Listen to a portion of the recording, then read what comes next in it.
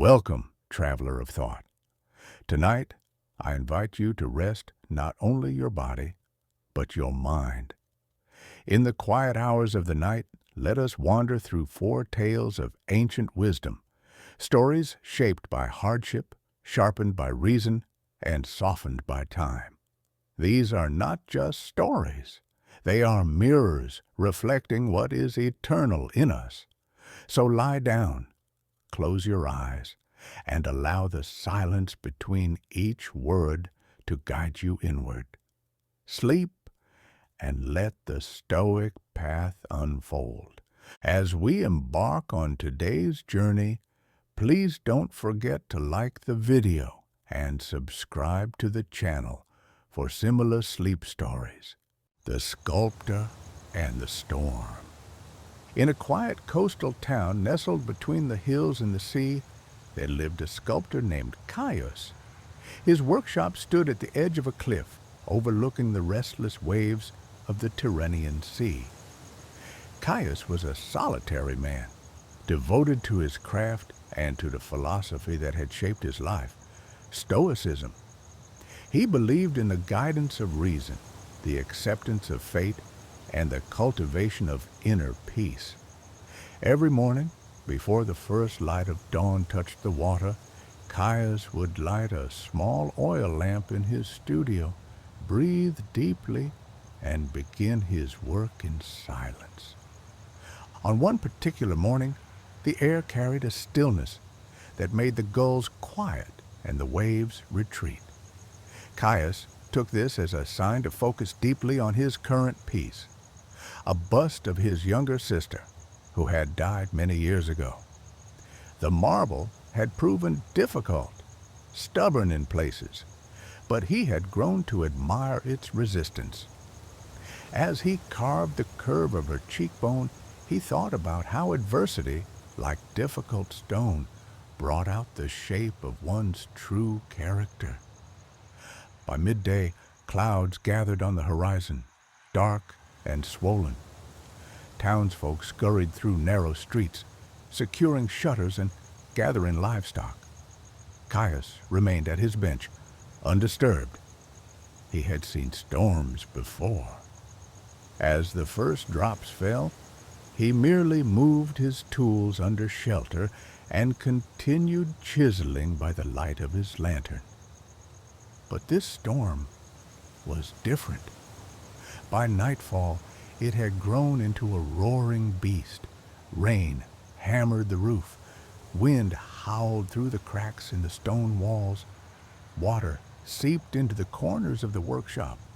A lesser man might have panicked at the sight of his materials at risk, but Caius only paused to wrap his chisels in cloth and elevate the marble block onto a wooden platform. He sat cross-legged beside it, closed his eyes, and recited lines from Epictetus.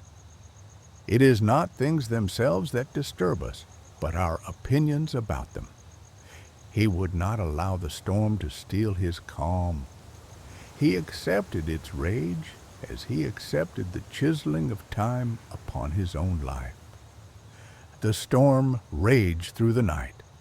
The lantern flickered, casting long shadows across the face of the half-finished sculpture. Caius listened to the thunder with the same attention he gave to his carving. It was a sound, nothing more. A phenomenon of nature, as indifferent as marble. When dawn broke, the storm had passed. The workshop was in disarray, tools scattered, wood soaked, stone chips washed into corners, but the sculpture stood intact. Caius stood, stretched, and began cleaning. He did not curse the weather, nor lament lost time. Instead, he thanked the storm for the challenge. In the light of day, he saw that the bust had gained a certain depth during the night, as if the tempest had etched some of its power into the stone.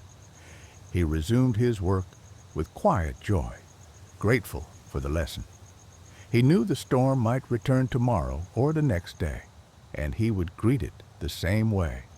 Life, like marble, was not meant to be soft. It was meant to be shaped. Moral. Adversity does not destroy the stoic. It reveals the strength within. The merchant's burden. Far from the capital, along the dusty roads of the eastern provinces, a merchant named Lucilla made her livelihood trading spices, olive oil, and fine fabrics. She traveled not with an army of guards, but with a small group of loyal aides and animals, winding from town to town in a slow and deliberate dance of commerce. Lucilla was known for her fairness, her consistency, and above all, her composure. She, like Caius, had been shaped by Stoicism, though her teacher had been the road itself. One summer morning, Lucilla's caravan passed through a remote valley surrounded by steep cliffs and dry scrub. The wind carried the scent of warm rock and pine sap. Her lead mule plodded forward, bearing crates of saffron from far-off fields. Lucilla rode behind, noting the sky's color and the terrain's silence. She had grown wary of silence in this region. It often preceded trouble. Before noon, a thunder of hooves shattered the stillness. From the ridge above came a group of masked raiders, faces wrapped in cloth, weapons glinting under the sun. The caravan halted. Her aides looked to her with wide, uncertain eyes. Lucilla raised a hand. "Stay calm," she said evenly. The raiders did not attack, but descended with slow menace, surrounding the wagons. They spoke little, choosing instead to make their intentions clear by cutting the bindings on her crates. Sacks of saffron spilled onto the dirt. One mule was unhooked and taken. The raiders disappeared as swiftly as they had arrived, leaving dust and silence in their wake. Her companions erupted in lamentation. "They've taken everything. We should have fought. We must turn back." Lucilla dismounted. Her face was calm, her movements deliberate. She inspected what was left. Some oil, most of the fabric, a few sacks of grain, not nothing, not the end. "We are not harmed," she said. "We are not ruined. We proceed." They argued. She listened. When they finished, she repeated her words more slowly. "We proceed." For 2 more days they traveled. At each village they entered, Lucilla spoke honestly of what happened. She offered spices at a discount, admitted to short supplies. Some villagers offered assistance. One, elderly weaver, traded bread for olive oil. A young man with a donkey offered to guide them through a safer canyon path. By the end of the week, Lucilla had recovered not only her goods, but her sense of community. News spread of the merchant who did not despair, who honored her trade even after loss. An elder in a large hill town invited her to set up a permanent stall in the town square. He admired her restraint and integrity. Her reputation, once quiet and regional, now moved faster than her mules. That night, beside a low fire under a bright canopy of stars, Lucilla spoke softly to her aides. The Stoics say, "We suffer more in imagination than in reality. Had we allowed panic to rule us, we would have created more harm than those raiders ever could." They nodded. They understood. Lucilla watched the embers drift upward, carried by a wind that once seemed threatening, but now felt like song. She was not richer in gold than before, but in wisdom, certainty, and peace. Moral: loss is not defeat to the Stoic. It is simply another chance to act with reason and grace. The general and the grain of sand. In the heart of the Roman Empire, during a campaign in the distant provinces, General Lucius Aelius stood atop a hill overlooking a battlefield strewn with remnants of conflict. The victory was his, but his face remained calm, neither elated nor grim. His soldiers celebrated with chants and songs, yet Lucius walked among the wounded, offering water and silence. Lucius was unlike other generals. He followed the teachings of Stoicism not as a comfort, but as a code. From Epictetus, he had learned that he controlled only his thoughts and actions. From Seneca, that fortune was as fleeting as a gust of wind. And from Marcus Aurelius, his friend and emperor, that death awaited all, and thus should be met as an old companion, not an enemy. On the eve of returning to Rome, a messenger arrived in haste. General, the Senate is divided. Some say you seek too much glory. They believe you'll return not as a servant of Rome, but as a threat. Lucius said nothing. He stared into the fire crackling beside him. Have I declared ambition? Have I crowned myself? No, sir, but fear travels faster than truth. Lucius nodded. Then let fear go ahead of me.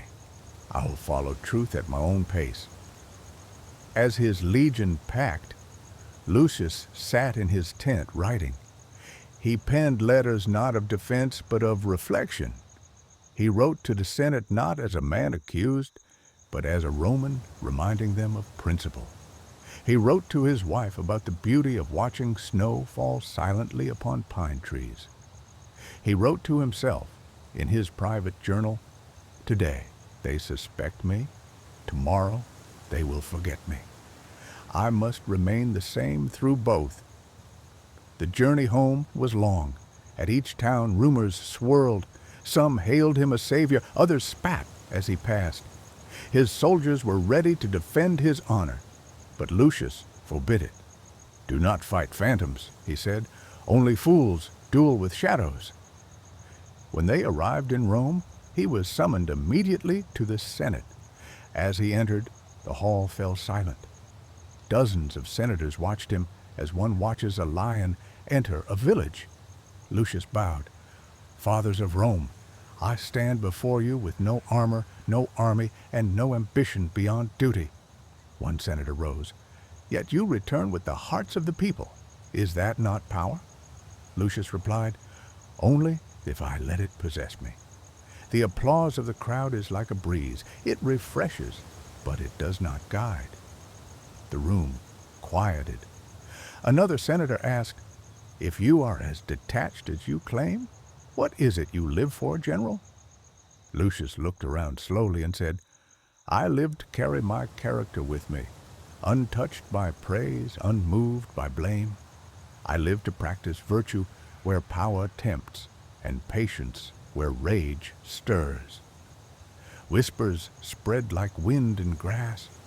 By the end of the day, the Senate found no cause to punish him. They released him with honors, though no parade. That night, he walked alone along the Tiber River. A boy ran past, splashing through the mud, laughing. Lucius smiled, then knelt and picked up a grain of sand. This is what I am, he whispered, and I am enough. Moral: a Stoic does not fear suspicion, betrayal, or glory. He serves only what is right and lets the world spin around him, the lantern in the wind. At the edge of the empire, in a dusty border town, lived an old philosopher named Decimus. He was once a senator, then a teacher, and now merely a man who lit lanterns each evening as the sun fell. Children thought him mad. Soldiers dismissed him. But to travelers weary from the desert roads, his small home, always aglow, was a beacon. Decimus had once studied in Athens and debated in Rome, but after his wife's death and his son's betrayal, he chose exile over bitterness. He brought with him only 3 scrolls, the Meditations, the Enchiridion, and his own writings.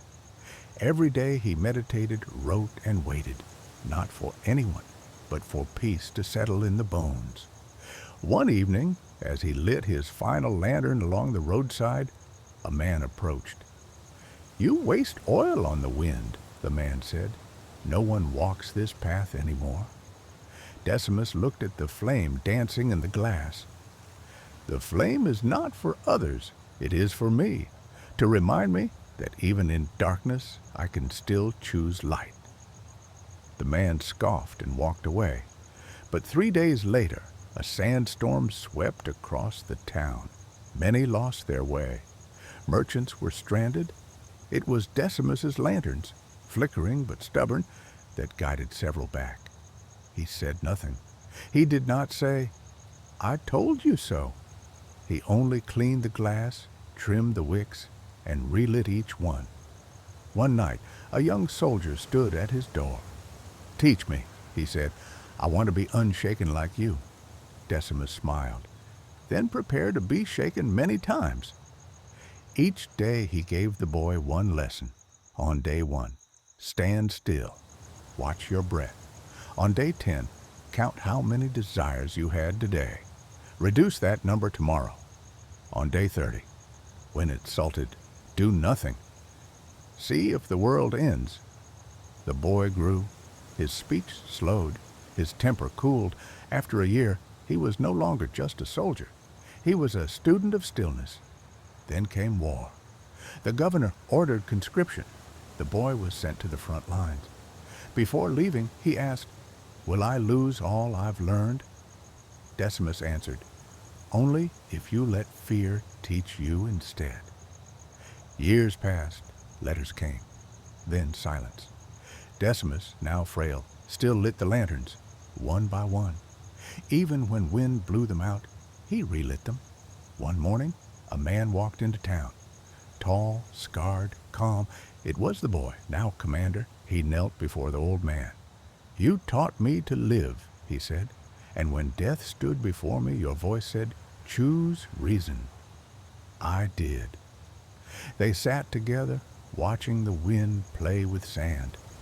Decimus, nearing his end, said, "I am but a lantern. You are the fire now." Moral: a Stoic lights the way not with force, but with example, and even in a storm, his flame endures. You've now walked through 4 echoes of the past, tales of sculptors, soldiers, emperors, and farmers, each shaped by fate, yet unshaken by it. If you are still awake, may peace accompany you into your dreams. And if you've already drifted into sleep, know that stillness was always within you. Until next time, stay grounded and keep your reason lit like a lantern in the dark.